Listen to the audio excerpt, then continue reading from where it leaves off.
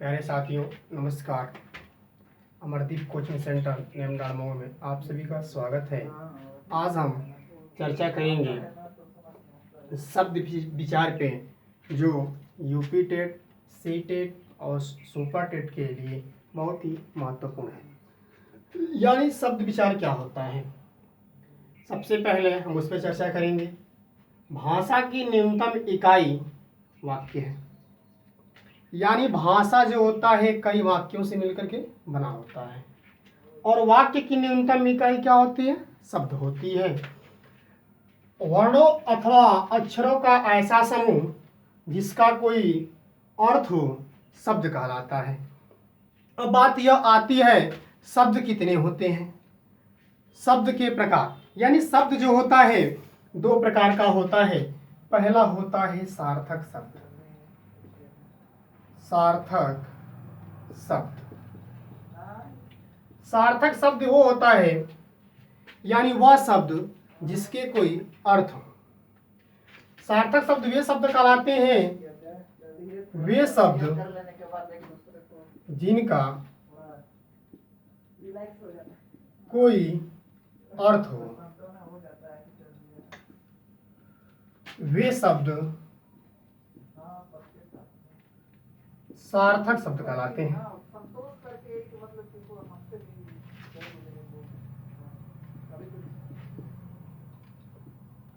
फिर से हम देखेंगे, सार्थक शब्द वे शब्द जिनका कोई अर्थ होता हो, वे शब्द सार्थक शब्द कहलाते हैं। जैसे हम ले लेते हैं मंदिर। मंदिर ले लिया, पुस्तक ले लिया। ऐसे ही हम आदि भी शब्द यानी अनेक शब्द ले सकते हैं। अब देखिए, मंदिर जो है एक विशेष स्थान को डिनोट कर रहा है, यानी इसका कुछ अर्थ है। पुस्तक है, इसका भी कोई अर्थ है। ऐसे ही शब्दों को हम सार्थक शब्द कहते हैं। अब बात आती है निरर्थक शब्द की। निरर्थक शब्द क्या कहलाते हैं? निरर्थक शब्द यानी वे शब्द होते हैं, निरर्थक शब्द वे शब्द होते हैं, वे शब्द होते हैं जिनका कोई अर्थ नहीं होता है। देखिए ध्यान से, वे शब्द होते हैं जिनका कोई अर्थ नहीं होता है और जिनका प्रयोग हम स्थान विशेष पर बोलचाल की भाषा में करते हैं, और जिनका प्रयोग हम स्थान विशेष पर हम बोलचाल की भाषा में करते हैं।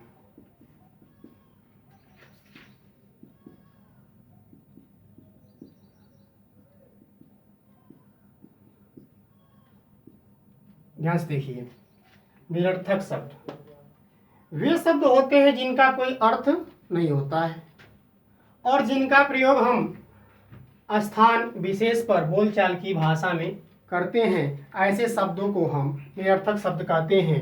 जैसे हम उदाहरण लेते हैं, फटाफट, धर धर, ओटा आदि। ये शब्द जो होते हैं निरर्थक शब्द के अंतर्गत आते हैं, इनका कोई अर्थ नहीं होता है। अब देखिए, उत्पत्ति और दृष्टि से शब्द चार प्रकार के होते हैं। ये तो हमारे रहे शब्द, सार्थक शब्द और निरर्थक शब्द और उत्पत्ति और दृष्टि। उत्पत्ति और यानी शब्द जो हमारे शब्द होते हैं चार तरह के होते हैं। जैसे हम देखेंगे उसको, पहला होता है तत्सम। तत्सम शब्द क्या होता है, इसको हम देखेंगे। तत्सम शब्द वे शब्द जो संस्कृत भाषा से संस्कृत भाषा से आए और हिंदी में बिना परिवर्तन का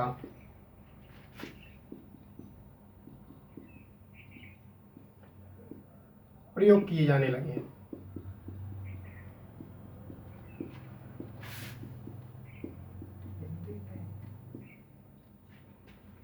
ध्यान से देखिए, यानी वे शब्द जो संस्कृत भाषा से आए और हिंदी में, यहां में छूट गया है, बिना परिवर्तन के प्रयोग किए जाने लगे, ऐसे शब्दों को हम तत्सम शब्द कहते हैं। यानी हम कह सकते हैं कि संस्कृत भाषा से जो भी शब्द आए उनमें कोई परिवर्तन नहीं हुआ और ज्यों का त्यों हम इसमें हिंदी में ला करके उनका प्रयोग करने लगे, तो इन शब्दों को हम कहते हैं तत्सम शब्द। तत्सम शब्द के बाद आता है तद्भव। तद्भव शब्द क्या होता है, ध्यान से देखेंगे हम। तद्भव शब्द क्या होता है? तद्भव शब्द वे शब्द होते हैं जो संस्कृत भाषा से आए और उसका उच्चारण सही नहीं हो पाया तो, और उसका क्या, उसमें कुछ परिवर्तन हो गए। जैसे हम परिभाषा लिखेंगे, हिंदी में जो शब्द संस्कृत से,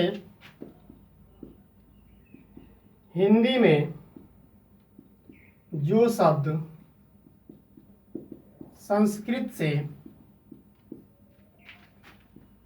आए,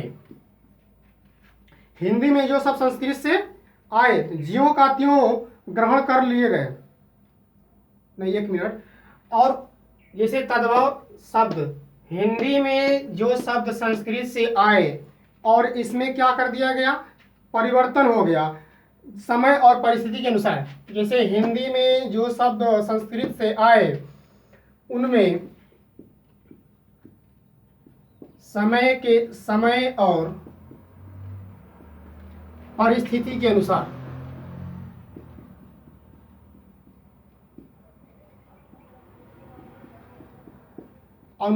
परिवर्तन किया गया।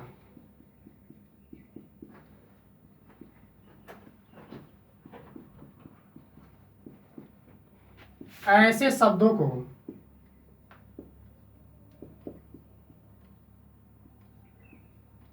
तद्भव शब्द कहते हैं।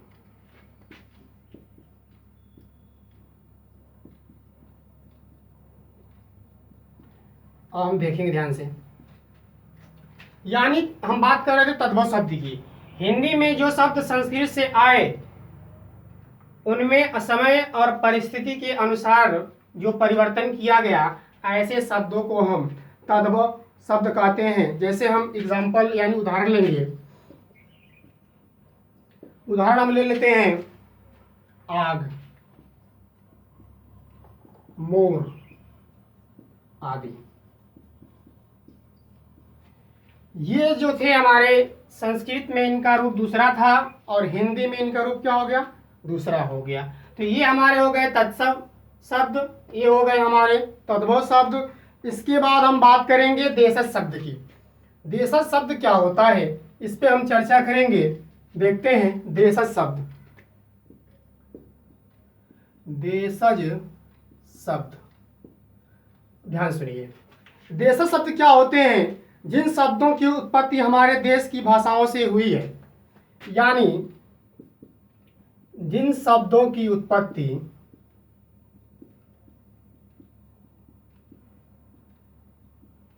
हमारे देश की भाषाओं से हुई है।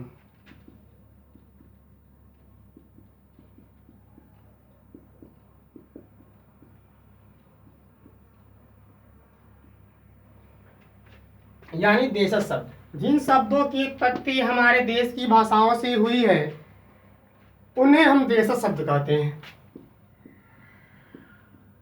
उन्हें हम देशज शब्द कहते हैं। जैसे क्षेत्रीय भाषा में हम लोग बोलते हैं दुआ, इसके उदाहरण हैं दुआ हो गया, थोथा हो गया, लोटा हो गया आदि। यानी इस प्रकार के शब्द जो होते हैं हमारे देशज शब्द के अंतर्गत आते हैं। ऐसे जो भी शब्द आएंगे इनको हम देशज शब्द के अंतर्गत रखते हैं। जैसे कि इनका उत्पत्ति जो हुआ है हमारी देश की भाषा से ही हुआ है। इसके बाद आते हैं विदेशज शब्द। विदेशज शब्द क्या होते हैं? विदेशज शब्द, विदेशज शब्द जो होते हैं दूसरी भाषाओं से आए हुए शब्द विदेश शब्द कहे जाते हैं। यानी हम कह सकते हैं कि दूसरे देशों से जो हमारी दूसरी भाषाओं से जो हुए शब्द आए हुए हैं, दूसरी भाषाओं से जो शब्द आए हुए हैं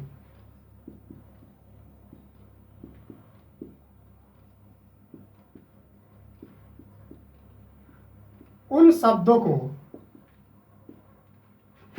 विदेशज शब्द कहा जाता है।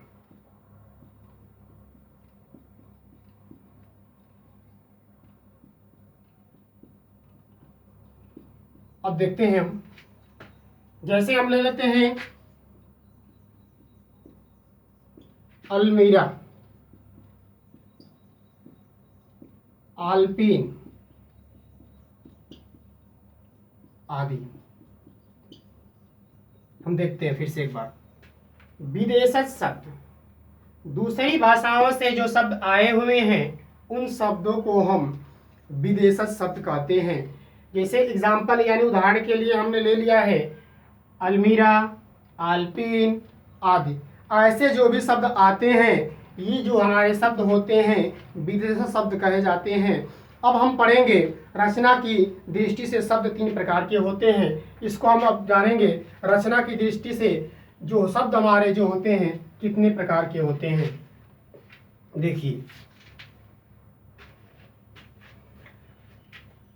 लिखेंगे रचना की दृष्टि से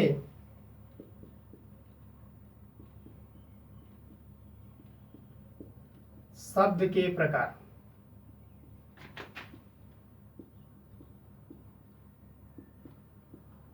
पहला जो होता है रूढ़ शब्द होता है, दूसरा जो होता है यौगिक होता है,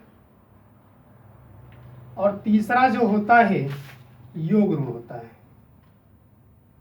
हम देखेंगे ध्यान से रूढ़ शब्द क्या होता है, इसको हम इसमें हम चर्चा करते हैं आखिर रूढ़ शब्द क्या होता है। रूढ़ शब्द वो होता है जिसका हम खंडन नहीं कर सकते हैं, यानी हम दूसरी भाषाओं में कह सकते हैं जिनका कोई भी खंड सार्थक न हो, जिनका कोई भी खंड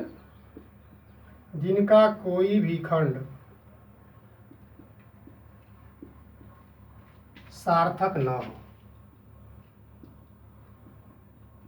यानी हम कह सकते हैं कि जिसका हम खंडन नहीं कर सकते हैं ऐसे शब्दों को हम कहते हैं रूढ़ शब्द, जो परंपरा से किसी विशेष अर्थ में प्रयुक्त होते हैं। इसके आगे हम बढ़ा लेते हैं जो परंपरा से ही विशेष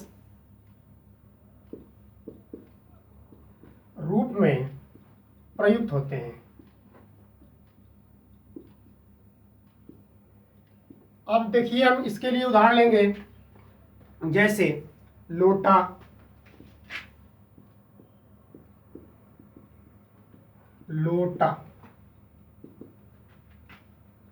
कल ले लेते हैं, जल ले लेते हैं आदि। अब इसको हम ध्यान से समझेंगे आखिर ये क्यों है। अगर ये जो शब्द है अगर हम खंडन कर दें, लो को अलग कर दें और प्लस टा को अलग कर देंगे तो इसका कोई विशेष मतलब इसका अर्थ नहीं निकल पाएगा।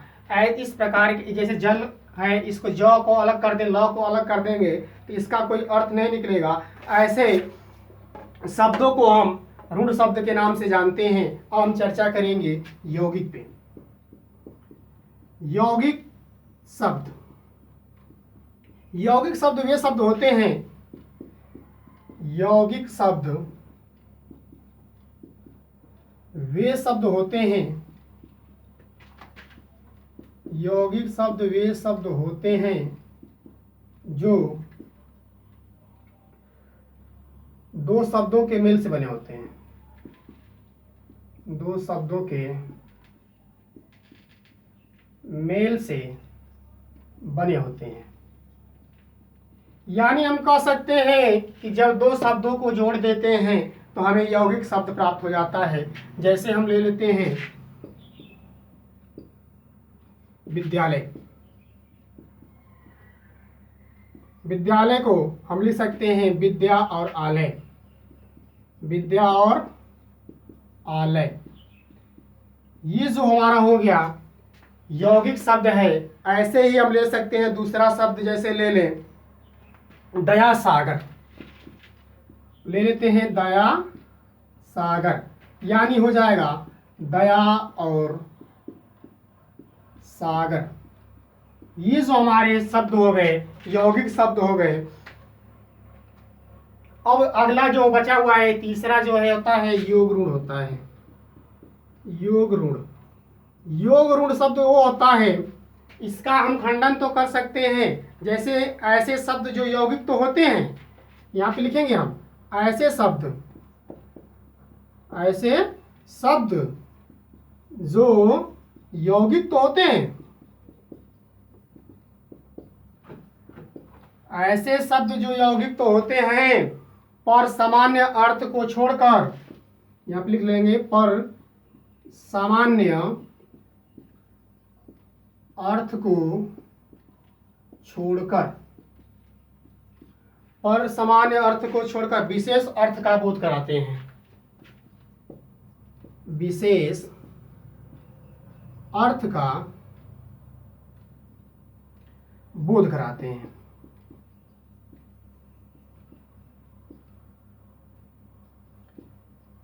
अब देखिए ध्यान से क्या लिखा है हमने, योग ऋण।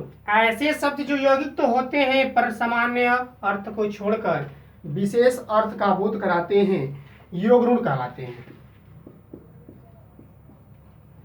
योग ऋण कहलाते हैं। यानी हम दूसरी भाषा में कह सकते हैं कि ये जो शब्द होते हैं अधिकतर बहुब्रीहि समास में आते हैं। जैसे हम लिख लें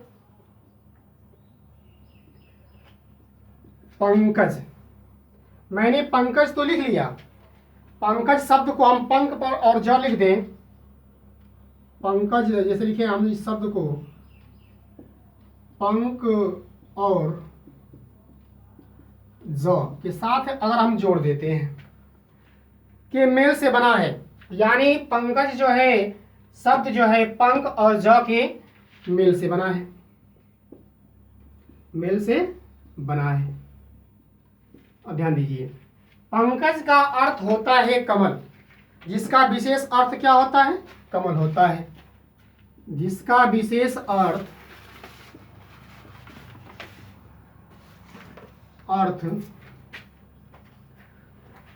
कमल होता है। यानी देखिए यहाँ पे शब्द तो कुछ और था लेकिन इसका अर्थ क्या हो गया, बदल गया, या और इसका पंकज का अर्थ बदल के क्या हो गया, कमल हो गया। इस तरह से ये जो हमारे योग ऋण होते हैं यौगिक होते हुए भी इनको यौगिक नहीं माना जाता है, क्योंकि ये जो होता है विशेष अर्थ को क्या करते हैं, डिनोट करते हैं। इस वीडियो को अगर पसंद आया हो तो लाइक करें, शेयर करें और सब्सक्राइब करें।